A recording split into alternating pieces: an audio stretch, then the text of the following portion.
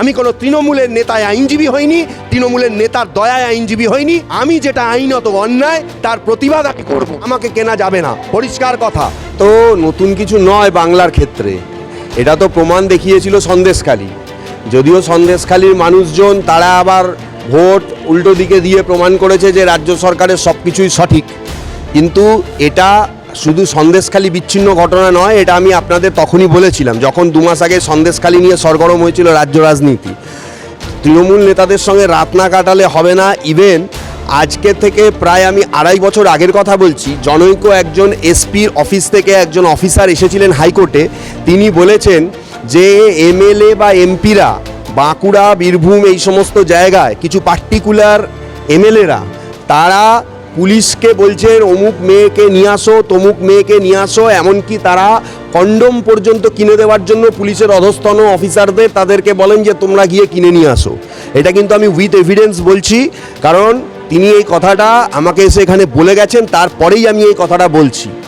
এটা খুবই সত্যি ঘটনা যে এই ধরনের এই সম্ভোগ লীলা এইটা পুরোপুরি এই রাজ্য সরকারের যারা রয়েছে তাদের এটা একটা প্র্যাকটিস। এটা না হলে তারা কোনো কাজই সুষ্ঠুভাবে করবে না, এবং কোনো কিছু পাইয়ে দেওয়ার ক্ষেত্রে তাদের এইটা আগে প্রয়োজন, তবে তারা সেইটা ভেবে দেখবে। এই জিনিসটা যুগ যুগ ধরে চলে আসছে, কিন্তু এই নেতারা এই জিনিসটাকে নিজেদের পকেটস্থ করে নিয়েছে। সন্দেশখালী ঘটনাটাকে সামনে এনেছিল, দুর্গাপুর দেখাচ্ছে। আমি শুধু এইটুকুই বলবো, একটা দিক সদর্থক মানতেই হবে, যতই সে 29টা সিট পাক, যতই যাই পাক, এই ঘটনাগুলো, এই কথাগুলো, এই অভিযোগগুলো এখন আর ঢেকে রাখা যাচ্ছে না, সেগুলো সামনে চলে আসছে।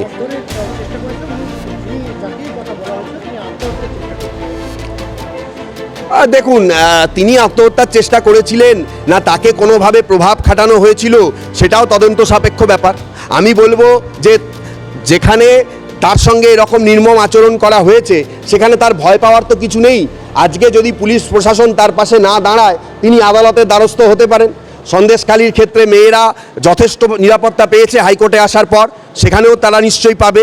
এবং আরও একটা ঘটনা চোখে আঙুল দিয়ে দেখিয়ে দেয়, সবথেকে বড় ব্যাপার, এইটা নিয়েও খুব চাপানোতর হচ্ছে, কামদুনি কাণ্ডের যিনি নায়িকা মৌসুমী কয়াল, তার হাজব্যান্ডকেও কিন্তু মারধরের চেষ্টা করা হয়েছে, এবং যার বিরুদ্ধে অভিযোগ উঠছে তিনি কিন্তু একান্তে স্বীকার করছেন যে না গণ্ডগোল হয়েছে, মানে গণ্ডগোল যে হয়নি এটা অস্বীকার করার জায়গা নেই। সুতরাং যেখানেই প্রতিবাদ সেখানেই এদের খড়গহস্ত নেমে আসছে, সেখানেই কণ্ঠরোধ করার চেষ্টা হচ্ছে এবং জিনিসটাকে ধামাচাপা দেওয়ার চেষ্টা হচ্ছে। সর্বোপরি পুলিশকে তারা এখনও পর্যন্ত নিজেদের পকেটে নিয়ে ঘুরছে, কারণ এই সমস্ত নির্যাতিতরা, এই সমস্ত যাদের সঙ্গে এই ঘটনা ঘটছে তারা যদি থানায় যাচ্ছেন, পুলিশ তাদেরকে বলছে মিটিয়ে নিতে, এফআইআর নেওয়া বা কোনো তদন্ত করা অনেক দূরের ব্যাপার, যা আমরা সন্দেশখালীতেও দেখেছি। এবং একটা কথা খুব প্রকট, যেভাবে সন্দেশখালীতে মহিলাদের হাতে তৃণমূলের নেতারা মার খেয়েছিলেন, অন্যান্য জায়গায় কিন্তু সেই দিন আর বেশি দূরে নেই। আমি বলবো যারা দুর্গার রূপ, যারা নারী, তাদের এত ভয় পাওয়ার কোনো কারণ নেই। বাংলা নিজের মেয়েকে চায়, মুখ্যমন্ত্রী একজন মহিলা, আপনারা মুখ্যমন্ত্রীর কাছে সরাসরি অভিযোগ করুন দিদিকে বলার মাধ্যমে। যদি পুলিশ প্রশাসন না নেয় অভিযোগ, দরকার হলে এসপিকে জানান, নবান্নে এসে জানান, আইনের সাহায্য নিন, আপনাদের জন্য আইন রয়েছে এবং আপনারা অবশ্যই সুবিচার পাবেন। আমি জঙ্গি যোগ প্রথমত হচ্ছে যে কাঁকসায় যে জঙ্গি যোগ, এই কাঁকসায় একটা বাচ্চা কলেজ পড়ুয়া ছাত্র, তাকে কালকে পুলিশ দেখা গেছে সন্দেহের বশে অ্যারেস্ট করেছে। আমার একটা বক্তব্য হচ্ছে যে একজন কলেজ পড়ুয়া ছাত্র, তার জঙ্গিদের সঙ্গে কি যোগাযোগ থাকতে পারে?